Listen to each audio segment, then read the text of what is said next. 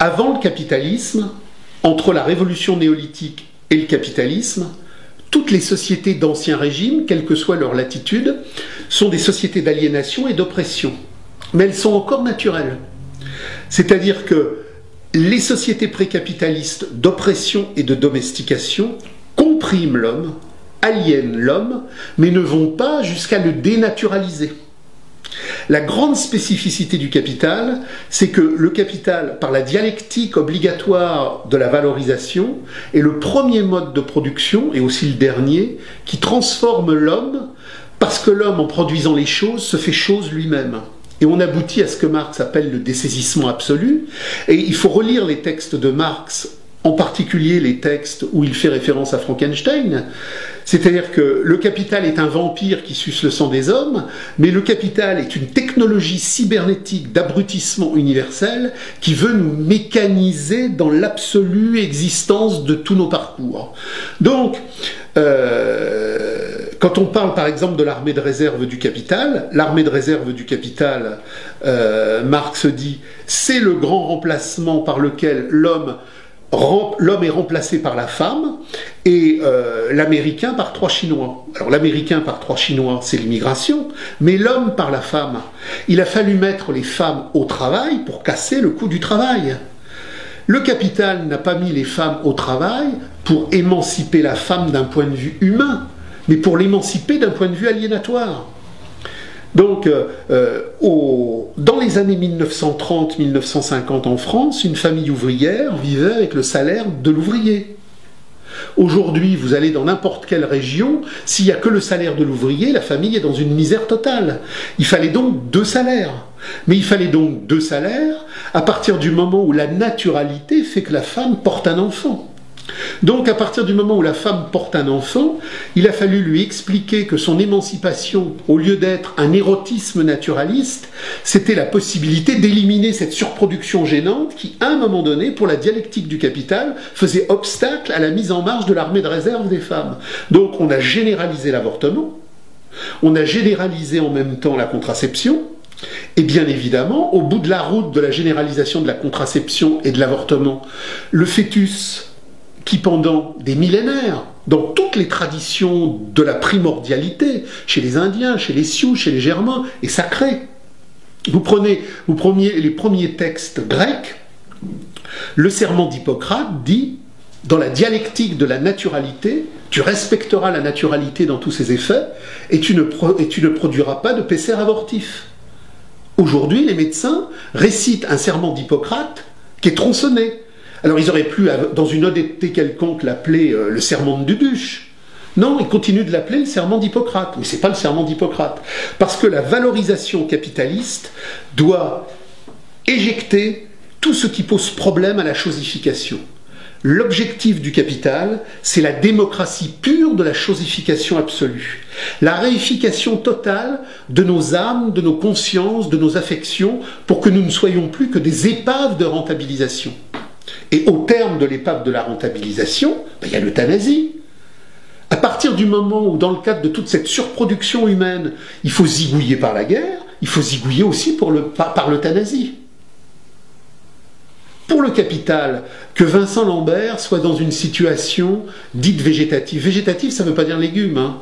Que Vincent Lambert soit dans une situation où il l'est, c'est une situation improductive. Il doit donc être liquidé. Par contre, je m'intéresse énormément à l'archéologie et à la préhistoire. J'avais fait un texte il y a plusieurs années. On avait découvert dans une grotte du nord de l'Espagne, en faisant des fouilles, un groupe.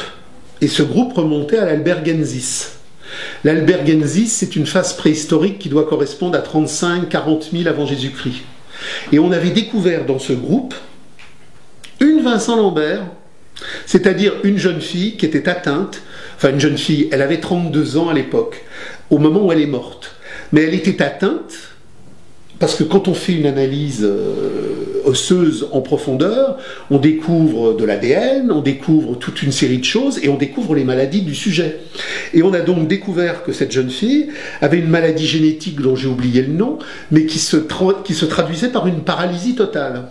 Donc, à l'Albergensis, dans une communauté primordiale de l'être générique humain, des pauvres couillons qui ignoraient l'argent, évidemment, et qui n'avaient pas de portable, cette jeune fille, qui était immobilisée comme Vincent Lambert, a été recueillie, choyée, alimentée, caressée, aimée. Ils ne l'ont pas tuée. Et elle a poursuivi le long de sa vie. Ça, c'est possible dans une communauté primordiale où les gens ont une relation d'amour à l'autre.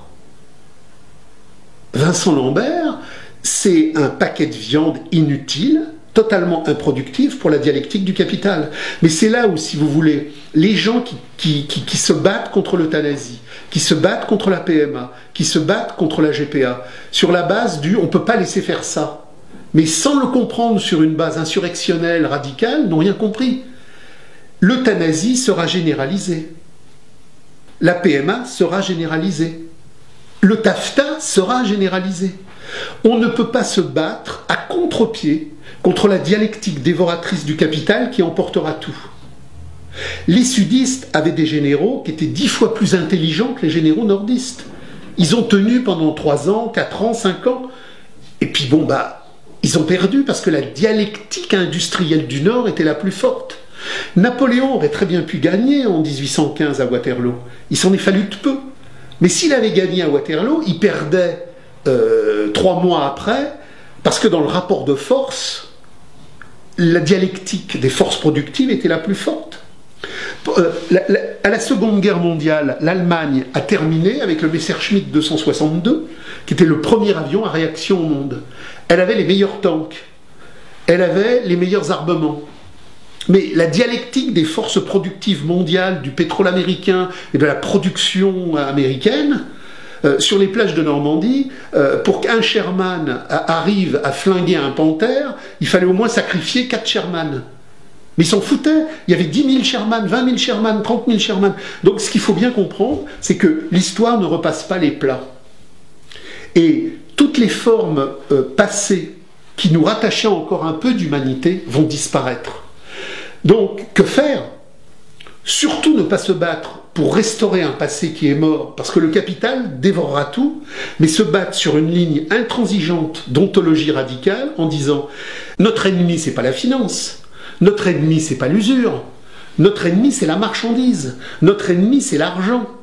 Et là, il y a eu tout un débat dans la Première Internationale entre Proudhon et Marx, et le grand débat entre Proudhon et Marx qui déjà était préfigurait tous les groupes radicaux qui seraient anti-bolcheviques, anticapitalistes d'État. Il y a un abîme entre Marx et Lénine, parce que Marx, c'est justement l'anti-Lénine, c'est l'anticapitalisme d'État bolchevique, mais en même temps, c'est la récusation totale du proudhonisme. Et aujourd'hui, tout le monde est proudhonien. Tout le monde est proudhonien au sens où on veut bien la banque sans ses excès, on veut bien l'argent sans ses excès, on veut bien la finance mais sans... Alors pendant un moment la mode c'était le libéralisme, puis après on a inventé l'ultralibéralisme, mais tout ça c'est des sornettes. La critique radicale de l'économie politique dans l'ontologie subversive, extrémiste de toute l'histoire de l'intelligence humaine, c'est qu'on ne peut pas maîtriser l'argent, ou on détruit l'argent, ou l'argent nous détruit.